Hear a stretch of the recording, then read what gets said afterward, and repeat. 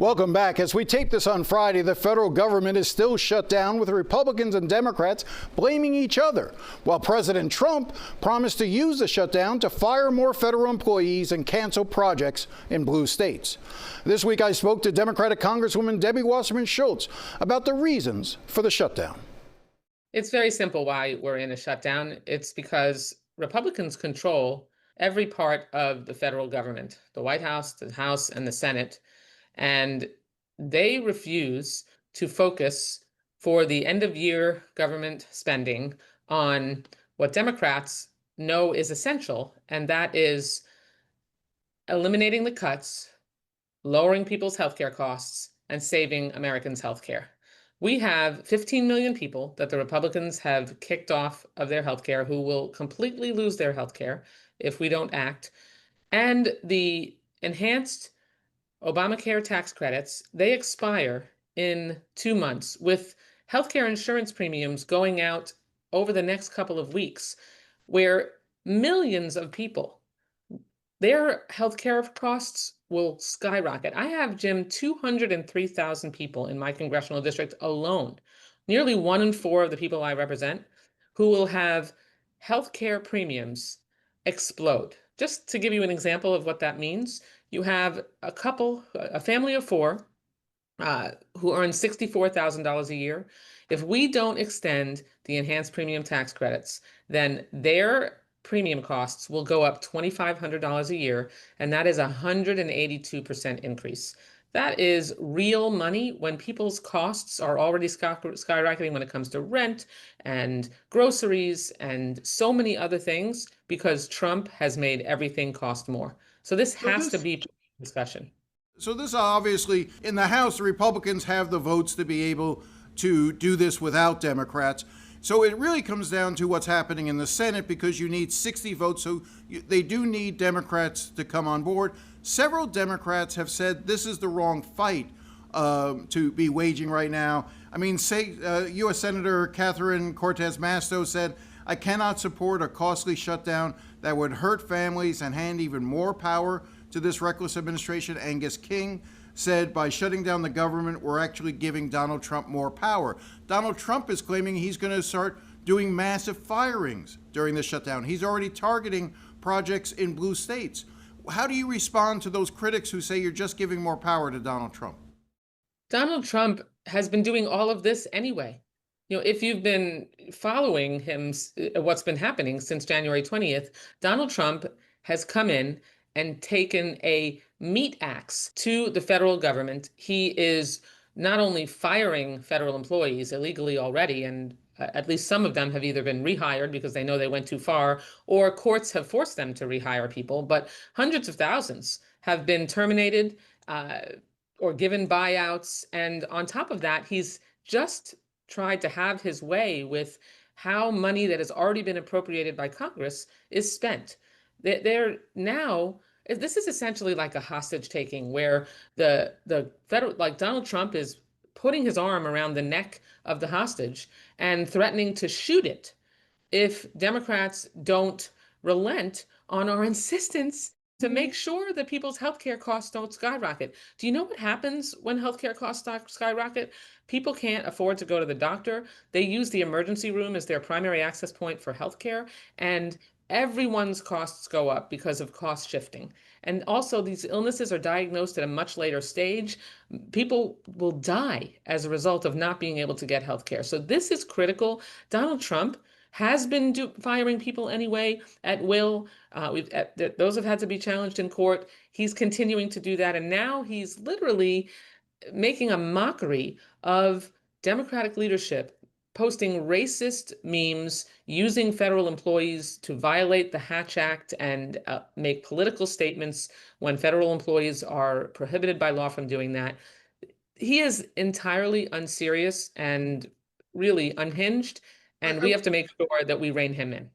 I wanted to ask you about that. The videos that he's posted with Hakeem Jeffries wearing a sombrero and making the false claim, and it is a false claim, that what Democrats are arguing for is to provide health care for illegal aliens here in this country, undocumented individuals.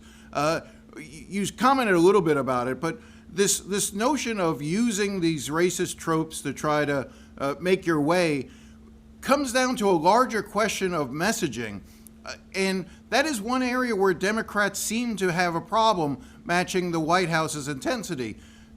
Are the Democrats doing enough on the messaging front themselves? Well, one thing we're not going to do is we're not going to lie. The Republicans' only argument is a lie that says that Democrats want to just give health care to undocumented immigrants. Here's the bottom line. It is against federal law already, and Democrats are not proposing to change that for undocumented immigrants to get Medicaid and for undocumented immigrants to get enhanced premium tax credits. That's already prohibited. That's not what this is about. There weren't undocumented immigrants getting part of either of those programs, save for, the extraneous individual here or there.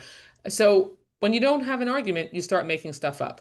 When you don't have an argument, you start threatening the hostage, and trying to bully and intimidate, or you engage in outrageous memes that are racist and horrendous. And that's why they're losing the messaging war, Jim, because the major polling being done shows that it is Republicans that are owning this shutdown, because Americans know that they're in charge of everything, that we should be lowering healthcare costs. They shut the government down previously when they wanted to end Obamacare. And you know what? Americans were overwhelmingly opposed to that because they want to make sure they have access to quality, affordable healthcare, and they still do. And that's why this is a funding fight that we are winning in terms of America's sentiment. I also wanted to ask you about the indictment of James Comey and Donald Trump's use of the Justice Department to basically go after his enemies. He's not even shy about saying what he's doing. Your reaction to that?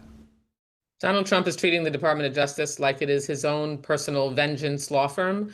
And I mean, the fact that he fired a well-respected Republican U.S. attorney who is respected on both sides because he wouldn't indict Comey because he's investigated and said there wasn't enough evidence to warrant that indictment, and then replaced him with someone whose first time in a courtroom was when she sought the indictment in front of the grand jury. And my understanding is that she literally had no idea what she was doing.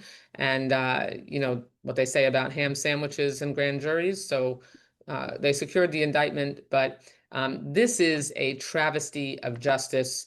The Department of Justice has, for our entire history in the United States, been independent, essentially, from the executive branch.